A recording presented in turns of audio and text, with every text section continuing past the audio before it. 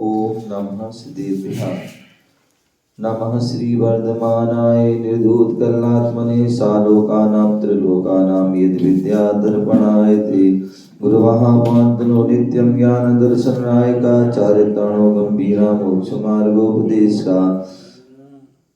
बोले पंच परमेष्टि भगवान की, 24 भगवान की, बोले चिंतामणि पारसनाथ भगवान की, शासन नायक भगवान महावीर स्वामी की, परम पूज्य आचार्य समंत्रभद्र स्वामी की, परम पूज्य आचार्य भगवान गुरुदेव विराट सर जी महाराज की, ओम नमः सिद्धेभ्यः। प्यारे बंधु, आज हम सभी पुनः भारत की राजधानी दिल्ली के निकट हरियाणा प्रांत सोनीपत जिला राई तहसील असावरपुर अनेकाधाम लघु संवेशक क्षेत्र पारसनाथ जिनालय बैठे हुए भगवान महावीर स्वामी का शासन चल रहा है। और भगवान महावीर स्वामी की जो वाणी खिरी वही जिनवाणी के रूप में आज हमें प्राप्त है। उसी जिनवाणी का हम रसपान कर रहे हैं। यहाँ पर आचार्य समंत्रभद्र स्वामी रत्नकंड श्रावकाचार के माध्यम से श्रावकों के आचरण का वर्णन कर रहे हैं। यहाँ पर जो है 6वां अध्याय सल्लेखना अधिकार चल रहा है और क्रम क्रम से यहाँ वर्णन चल रहा है। कल हमने यहाँ पर त्रिलोक चूड़ामणि क्या होता है, क्या उसकी महिमा, क्या उसकी विशेषता होती है, उसके बारे में जाना था। आज धर्म की महिमा क्या होती है, तो उसके लिए यहाँ पर 135वें नंबर के श्लोक के माध्यम से यहाँ पर बता रहे हैं। पूजार्था ऐश्वर्य बल परिजन काम भोग भूयष्टे अतिशयति भुवन मद्भुत अभ्युदयम फलति सद्धर्मा। पढ़िए। पूजार्था ऐश्वर्य परिजन काम भोग भूयष्टै अतिशयति भुवन मद बुध अभ्युदयम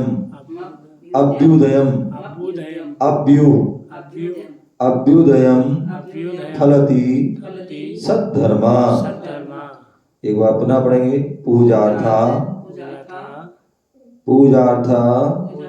गैश्वर्य बल परिजन काम भोग भूयष्ठै अतिशयति भुवन मद्भुत अभ्युदयम फलति सद्धर्मा। अब एक साथ पढ़ेंगे, एक बार हम पढ़ेंगे पूरा, उसका आप लोग। पूजार्था ऐश्वर्य बल परिजन काम भोग भूयष्ठे अतिशयति भुवन मद्भुत मभ्युदयम फलति सद्धर्मा। बल परिजन काम भोग भूयष्ठे अतिशयति भुवन मद्भुत फलति सद्धर्मा। यहाँ पर सद्धर्मा, सद माने समीचीन धर्म, बल परिजन काम भोग भूयष्ठि पराक्रम, बल माने पराक्रम, परिजन माने परिजन, काम भोगों से, भूयष्टि परिपूर्ण, पूजार्था गैश्वर्य अतिशयति भुवनम, पूजा अर्था मन में प्रतिष्ठा, ऐश्वर्य मन वैभव, अतिशयति भुवनम मतलब आज्ञा रूप ऐश्वर्य के द्वारा संसार को आश्चर्यान्वित करने वाले तथा स्वयं अद्भुतम अभ्युदयम फलति आश्चर्यकारी स्वर्ग आदि रूप अभ्युदय को फलता है, प्रकट होता है। क्या बोल रहे हैं? जो समीचीन धर्म है वो कैसा है? पराक्रमवान है, सपरिजन, काम भोग परियुक्त आदि वैभव, ऐश्वर्य आदि को, संसार की जो है आश्चर्य, संसार को आश्चर्य करने वाले तथा स्वयं आश्चर्य का स्वर्ग आदि अभ्युदय को फलता है। ये सारी चीजें जो है धर्म से पराक्रम मिलता है, परिजन मिलते हैं, काम भोग आदि मिलते हैं, प्रतिष्ठा मिलती है, वैभव मिलता है, ऐश्वर्य, आज्ञा आदि मिलती है, और संसार को और भी आश्चर्यचकित करने वाली, आश्चर्यचकित करने वाली तीर्थंकर पद है, चक्रवर्ती पद है, नारायण प्रतिनान, बलभद्र पद है, और भी संसार जितने भी पद हैं वो सब जो है क्या है हमारे लिए स्वर्ग, यहाँ तक कि स्वर्ग आदि के जो पद हैं वो भी हमें समीचीन धर्म के माध्यम से प्राप्त होता है। इसी में हम पहले पढ़ भी चुके हैं, स्वापी देवोपि धर्मा स्वा जायते कल धर्म के लिए विसार कापी नाम भवे धन्ना संपद धर्मा शरीरा। बोले पहले बता चुके हैं धर्म के प्रभाव से कुत्ता भी देव हो जाता है और अधर्म के प्रभाव से देव भी कुत्ता हो जाता है। तो ये वहाँ की महिमा है धर्म। किसी प्रकार यहाँ बोले धर्म की महिमा, धर्म से, समीचीन धर्म से हमें पराक्रम, परिजन, काम भोग, प्रतिष्ठा, वैभव, ऐश्वर्य, आज्ञा और संसार को आश्चर्य करने वाले सभी जो है स्वर्ग आदि तक जो है पद हैं वो सब हमें प्रकट होते हैं। इस प्रकार से हमें उसको जानना चाहिए। शब्दार्थ पूजा माने प्रतिष्ठा, अर्थ माने धन, आज्ञा माने आदेश, ऐश्वर्य माने वैभव के द्वारा, बल माने पराक्रम, परिजन माने परिवार, काम माने विषय, भोग माने भोगों से, भूयष्ठी परिपूर्ण, अतिशयति आश्चर्य करने वाले, भुवनम लोक को अद्भुत आश्चर्यकारी, अभ्युदयम स्वर्गादि रूप फलती फलता है, तत् समीचीन, सत मन समीचीन, धर्मा धर्म, समीचीन धर्म के माध्यम से पूजा, धन, ऐश्वर्य, आदेश, वैभव, पराक्रम, परिजन, विषय, भोग और स्वर्ग आदि के जो है लोक को आश्चर्य करने वाले सारे पद जो है हमें किससे मिलते हैं? धर्म से मिलते हैं। इसलिए हमें जो है उस धर्म को जो है समीचीन, सच्चे मन से, सच्ची श्रद्धा, सच्ची आस्था से उसको हमें क्या करना चाहिए? उस धर्म की क्रियाओं को करना चाहिए और धर्म की क्रियाओं के माध्यम से उस सच्चे धर्म तक पहुंचना चाहिए। विशेषार्थ यहाँ बता रहे हैं, संसार में संपन्न किए जाने वाले, क्या? संसार में संपन्न किए जाने वाले शुभाशुभ प्रत्येक कार्य का फल प्राणी को निश्चित ही प्राप्त होता है। क्या बोल रही है? संसार में हम जो भी क्रिया कर रहे हैं, चाहे वो शुभ रूप हो, चाहे वो अशुभ रूप हो, चाहे वो पुण्य रूप हो, चाहे वो पाप रूप हो, चाहे वो धर्म रूप हो, चाहे वो अधर्म रूप हो, वो सारी क्रियाएं में क्या होती हैं? वह हमें निश्चित ही सभी प्राणियों को उसका फल मिलता है। इसी प्रकार सर्वोत्कृष्ट संलेखना पूर्वक समाधि मन का फल परमात्म पद की प्राप्ति है। क्या है? यदि उत्कृष्ट, सर्वोत्कृष्ट संलेखना समाधि करते हैं तो उस समय परम पद, परमात्म पद, हम परमात्म पद को परमात्मा बन जाते हैं, मोक्ष को प्राप्त हो जाती है, निर्वाण की प्राप्ति हमें हो जाती है। समाधि मरण के 3 भेद हैं शास्त्रों में। समाधि मरण के 3 भेद गए हैं, एक भक्त प्रत्याख्यान, एक इंगिनी मरण और तीसरा प्रायोग गमन। क्या? एक भक्त प्रत्याख्यान मरण, दूसरा इंगिनी मरण और तीसरा प्रायोग गमन मरण। ये 3, इनमें से प्रथम 2 मरण, भक्त प्रत्याख्यान और इंगिनी मरण जो है, ये 2 मरण का फल सांसारिक अभ्युदय और स्वर्ग आदि की प्राप्ति होती है, या पराक्रम प्राप्त होता है, परिजन, काम भोग से परिपूर्ण धन प्रतिष्ठा, आज्ञा, ऐश्वर्य के द्वारा संसार को आश्चर्यप्रद करने वाले और स्वयं आश्चर्ययुक्त स्वर्ग आदि अभ्युदय, इंद्र, अहिमिंद्र, चक्रवर्ती, तीर्थंकर आदि प्रतिष्ठित विश्वबंध पद की प्राप्ति होती है। किससे? भक्त प्रत्याख्यान और इंग्रिमण। प्रत्येक भव्यात्माओं का कर्तव्य है कि संलेखना मण के लिए प्रतिपल तत्पर रहते हुए मनुष्य पर्याय को सार्थक करें। क्या बोल दिया? ये जो 3 प्रकार के मण हैं, तो जो में से भक्त प्रत्याख्यान, इंग्री और प्रायोगमन, इन 3 में से जो है प्रथम 2 मरण का फल सांसारिक अभ्युदय पर्जन है और ऐसा आदि की प्राप्ति है। और जो यहाँ तक कि क्रम से जो है आगे इंद्र, अयमन, चक्रवर्ती और तीर्थंकर आदि पद की भी प्राप्ति क्रम से प्राप्त हो जाती है। अतः प्रत्येक भव्यात्माओं का कर्तव्य है, जो भव्य जीव हैं, क्योंकि भव्य जीव ही कर सकते हैं, अभव्य जीव नहीं कर सकते हैं। संलेखना समाधि जो है उत्कृष्ट रूप से भव्य जीव कर पाएंगे, अभव्य जीव नहीं। तो प्रत्येक भव्यात्मा कर्तव्य है कि संलेखना मण के लिए प्रतिपल तत्पर रहते हुए मनुष्य पर्याय को सार्थक करें। परिभाषा: सद्धर्म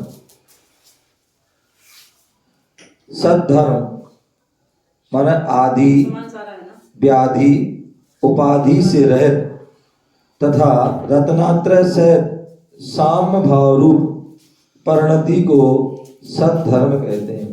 क्या बोले हैं? जहाँ पर आदि मैंने बताया था कि जहाँ पर मन में जो क्या होती है, मन में कोई हमें लगता है कि हम बीमार हैं या मुझे बुखार है, मुझे ये बीमारी है, वो बीमारी है, मन में कोई ऐसी हो जाती है, तो वो आदि है। और व्याधि जो शरीर में क्या होता है, शरीर में किसी को सिर दर्द हो गया, पैर दर्द हो गया, कमर दर्द हो गया, पेट दर्द हो गया, बुखार हो गया, सर्दी हो गया, जुकाम हो गया, कैंसर हो गया, हार्ट अटैक हो गया, आदि आदि, ये सब क्या है? व्याधि है। और तीसरा उपाधि, जो पद आदि होते हैं, क्या पद होते हैं, वह उपाधि होते हैं। तो इन आदि, व्याधि, उपाधि, जो इन तीनों से जो रहित है और रत्नात्रय सहित है, सम्यक दर्शन, सम्यक ज्ञान, सम्यक चारित्र, इन 3 से जो है सहित जो होता है वो रत्नात्रय है। और ऐसी रत्नात्रय सहित साम्य भाव रूप परिणति को क्या कहते हैं? सद्धर्म कहते हैं। साम्य भाव रूप परिणति को सद्धर्म कहते हैं। संलेखना का क्या फल है? तो संलेखना का उत्तम फल सर्वगुण विभूषित परमानंद स्वरूप मोक्ष सुख की प्राप्ति है। क्या है? संलेखना का उत्तम फल क्या है? सर्वगुण विभूषित परमानंद स्वरूप मोक्ष सुख की प्राप्ति। मध्यम फल क्या है? मध्यमो जगन लौकिक अभ्युदय देवेंद्र, अहिमेंद्र, चक्रवर्ती, तीर्थंकर आदि के अतिशय एवं आश्चर्यकारी वैभव के अनंतर परंपरा से अक्षय अविनाशी मोक्ष सुख रूप फल की प्राप्ति। क्या बोल दिया? उत्तम तो जो है वह सर्वगुण विभूषित परमानंद मोक्ष सुख की प्राप्ति हो जाना, उसी भाव से सब कुछ हो जाना। और मध्यम जगन क्या है कि समाधि करके जो है देवेंद्र पद मिल जाना, अहिमेंद्र पद मिल जाना, या वहां से चक्रवर्ती बन जाना, या तीर्थंकर बन जाना, नारायण प्रति नारायण बन जाना, बलभद्र बन जाना, ये सब क्या है? मध्यम और जघन्य फल है। और कर्म, और इसी मध्यम जगन में ही आगे चल के परंपरा से अतिशय एवं आश्चर्यकारी वैभव से के अनंतर परंपरा से अक्षय अविनाशी मोक्ष सुख फल की प्राप्ति भी होती है। धर्म का फल सांसारिक सुख या मोक्ष सुख, तो धर्म का मुख्य रूप से फल मोक्ष सुख की प्राप्ति है। क्या है? धर्म, सच्चे धर्म का जो है फल क्या है? उत्कृष्ट तो है मोक्ष सुख की प्राप्ति। और गौण फल क्या है? अर्थात जब तक मोक्ष सुख की प्राप्ति नहीं होती तब तक महापुरुषों की अर्थात उत्तम नर देवादि पर्यायों के वैभव सुख को प्राप्त होते रहते हैं। और उत्तम तो है उसी भाव से मोक्ष जाना, और मध्यम जगन आदि है वो क्रम क्रम से जो है पर्याय को प्राप्त करके मनुष्य देव आदि की और मोक्ष को प्राप्त करना। संलेखना समाधि मण करने पर तत्काल मोक्ष की प्राप्ति हो सकती है क्या? तो बोले चतुर्थ काल में, पंचम काल में नहीं, चतुर्थ काल में उत्तम शयनन के धारी दिगंबर मुनिराज को उत्तम समाधि मण करने पर उत्तम मोक्ष सुख की प्राप्ति होती है। मतलब पंचम काल में उत्तम समाधि करोगे तो मोक्ष ले जाओगे। पंचम काल में उत्तम समाधि भी नहीं हो सकती और ना ही मोक्ष हो सकता है। तो वहां तो फिर मध्यम आदि ही होगी। बहुत से लोग बोलते हैं ऐसी उत्तम हुई, उत्तम हुई। ठीक है, हम साधना के कहते उत्तम, लेकिन उत्तम तो वास्तविकता में चतुर्थ काल की समाधि ही उत्तम है, क्योंकि उससे उत्तम, उससे मोक्ष जा सकते हैं। पंचम काल में कितनी भी साधना, कितनी भी अच्छी से अच्छी कर ले तो मोक्ष नहीं जा सकते, इसलिए उसको हम उस अपेक्षा मोक्ष नहीं जा सकते, इस अपेक्षा से हम उत्तम नहीं कह सकते। लेकिन हाँ, स्वर्ग की अपेक्षा से या जो समाधि की साधना की अपेक्षा से हम पंचम काल में भी उत्की समाधि करके हम जो है स्वधर्म स्वर्ग या सर्व जो क्या बोलते हैं पंचम स्वर्ग, जहाँ पर लोकांतिक देव आदि जो उत्तम एक एक स्वधर्म एक भी भवतारी होता है और जो लोकांतिक देव होते हैं वो भी एक भवतारी होते हैं। तो ऐसे उस पद को वह प्राप्त इस पंचम काल में उत्तम समाधि करके वह उत्तम पद प्राप्त कर सकते हैं, जिससे जो एक भवतारी हो जाएंगे, अगला मनुष्य भव करके मोक्ष जा सकते हैं। तो इस अपेक्षा से यदि हम पंचम काल में भी अच्छी साधना करते हैं तो यदि हमें उत्तम समाधि करोगे तो हमें मोक्ष तो नहीं मिलेगा, मोक्ष की अपेक्षा से तो वो जगन मध्य में है, लेकिन स्वधर्म स्वर्ग के स्वधर्म इंद्र या लोकांतिक देव बन सकते हैं। उस अपेक्षा से हम उत्कृष्ट समाधि करके वो पद प्राप्त करके हम जो है अगले भव में देव पर्याय के बाद अगले भव में मोक्ष जा सकते हैं। तो चतुर्थ काल में उत्तम शयनन की धारी दिगंबर मुनिराजों को उत्तम समाधि मण करने का उत्तम मोक्ष सुख की प्राप्ति हो जाती थी। परंतु वर्तमान काल में संलेखना पूर्व मण करने पर स्वर्गों के उत्तम सुख की प्राप्ति होती है तथा 2-3 भव, और यहाँ से हमने समाधि करी, उत्तम समाधि श्रेष्ठ समाधि करोगे तो यहाँ से हम स्वर्ग जाएंगे, स्वधर्म या जो 5वें स्वर्ग में लोकांत, और वहां से फिर मनुष्य बनेंगे। तो 2 भव हो गए, देव भव और मनुष्य भव, और उस 2 भव को धारण करके मोक्ष जा सकते हैं। अथवा 3 भव 4 5 7 8 भव आदि जो है, तो ये 2 भव 3 भव अधिक से अधिक 7 भव या 8 भव में नियम से मोक्ष सुख की प्राप्ति हो जाती है। इस प्रकार से जानना चाहिए। संलेखना पूर्वक समाधि मण करने में सफलता किनको प्राप्त होती है? तो निकट जो भव हैं, मतलब उत्कृष्ट संलेखना कौन कर पाता है? तो वो जिनके निकट भव है, जो जिनके भव कम हैं, समझ गए ना, तो वो ही उत्कृष्ट समाधि, और जिनके अधिक भव हैं तो वो उत्कृष्ट समाधि नहीं। तो निकट भव और जो भव से विरक्त हैं, जो निकट भव हैं और भव से जो है विरक्त हैं, सरल स्वभावी हैं, निर्भीक हैं और दिगंबर मुनिराज त्यागी वृत्ति साधकों के लिए ही संलेखना समाधि करने में सफलता प्राप्त होती है। इस प्रकार से यहाँ पर ये बताया गया है। हमें ऐसी उस उत्कृष्ट तो मोक्ष वाली तो हम इस भाव में नहीं कर सकते हैं, लेकिन जो हम लोकांतिक देव या जो है जो स्वधर्म आदि देव बन करके जो है वो उत्कृष्ट समाधि करके जो 2 भवतारी हो जाए, एक स्वर्ग और एक जो है मनुष्य भव पद प्राप्त करके हम मोक्ष को प्राप्त करें, तो ऐसी हम समाधि कर सकते हैं। और इसका हमें हर समय हर दम प्रयास पुरुषार्थ करना चाहिए, श्रेष्ठ साधना करके साध्य की सिद्धि करना चाहिए। यही हमारे जीवन का लक्ष्य हो और हमारे जीवन की सार्थकता हो। इसी भावना से ओम नमः सिद्धेभ्यः।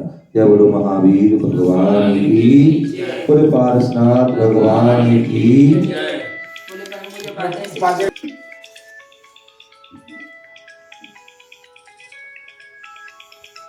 ओम नमः सिद्धिदावाणी के